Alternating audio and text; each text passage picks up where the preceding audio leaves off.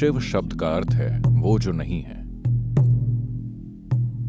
जो नहीं है वो एक विशेष समय पर घटित नहीं होता, वो किसी चीज के जरिए घटित नहीं होता, वो बस मौजूद होता है। इसीलिए शिव थे। सृष्टा ब्रह्मा आए और उन्होंने सृजन शुरू किया तो अनेक आकाश गंगाएं, ग्रह, जीव, इंसान, ये सभी उनसे निकले। सृष्टि का चक्र शुरू हो गया और शिव जो स्थिर बैठे थे ने अपनी आंखें खोली और सृष्टि को देखने लगे। जब उन्होंने सृष्टि को ध्यान से देखा तो उन्होंने देखा कि लोग अलग अलग स्तरों पर तमाम तरह के संघर्षों, पीड़ा, दुख, कष्ट से गुजर रहे हैं। यहां वहां थोड़ा बहुत सुख और खुशी थी।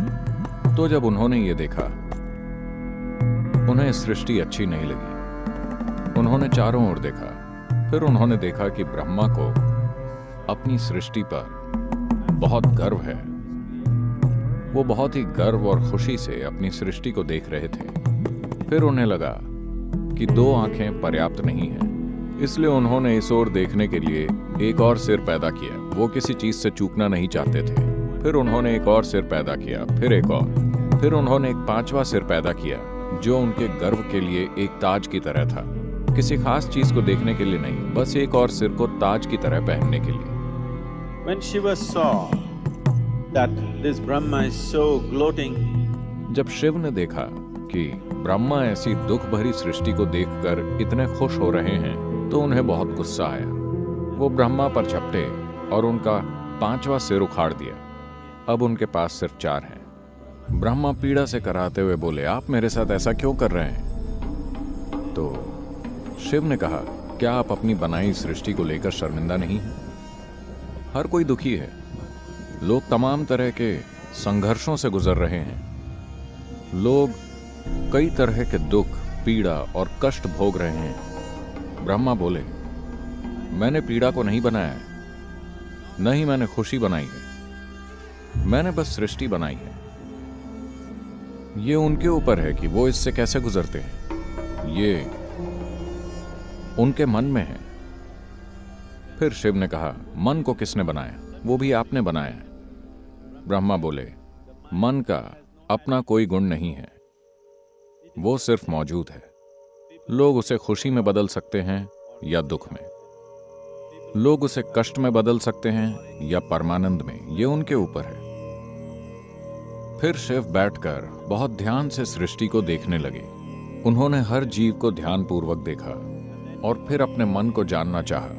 इसलिए उन्होंने अपनी आंखें बंद कर ली और अपनी ही सृष्टि, अपने मन की प्रकृति को देखने लगे। और जब उन्हें आत्मज्ञान हुआ, जब उनका आत्मज्ञान एक विशेष संपूर्णता पर पहुंचा कि वास्तव में सृष्टि गुणहीन है, हर व्यक्ति जो चाहे वो बन सकता है, मन गुणहीन है।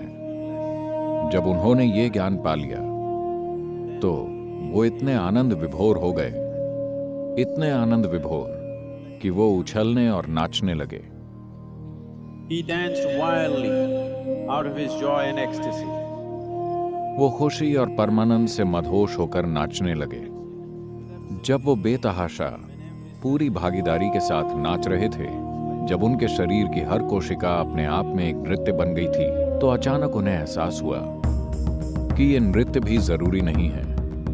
और उन्होंने ध्यान दिया कि उनके नृत्य के चरम पर पूर्ण स्थिरता थी। तो वो एक सन्यासी की तरह शांत और बिल्कुल स्थिर होकर बैठ गए।